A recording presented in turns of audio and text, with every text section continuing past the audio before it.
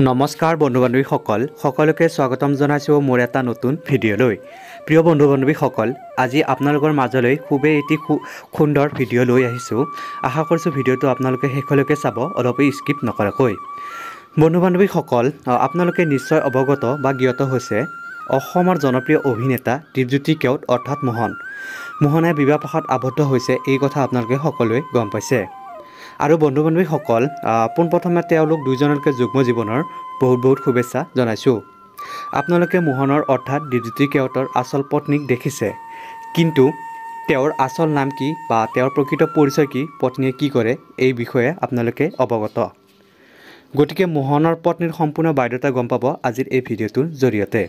বন্ধু-বান্ধৱীসকল, মোহনৰ পত্নীৰ আচল নামটো হৈছে বিদিশা ভূঞা। আৰু মোহন আৰু বিদিশা ভূঞাৰ মাজত কোনো ধৰণৰ লাভ মেৰেজ নাছিল, তেওঁলোকৰ এৰেঞ্জ মেৰেজ হৈছে। বিদিশা ভূঞা হৈছে এজনী সুন্দৰ কণ্ঠশিল্পী আৰু তেওঁৰ অন্য এক পেচা হৈছে ইংৰাজী বিষয়ৰ শিক্ষয়িত্ৰী। বিদিশা ভূঞাই এটি সুন্দৰ গীত শুভমুক্তি লাভ কৰিছে। গীতটিৰ নাম হৈছে বাউলী কাঞ্চী। প্ৰিয় বন্ধু-বান্ধৱীসকল, অসমৰ জনপ্ৰিয় অভিনেতা দীপজ্যোতি কেওট ওৰফে মোহনৰ পত্নীৰ ইমানখিনিয়ে বায়'গ্ৰাফী আছিলে। যদি ভিডিঅ'টো চাই ভাল প্লিজ এটা লাইক কৰি দিব আৰু যিমান পাৰে সিমান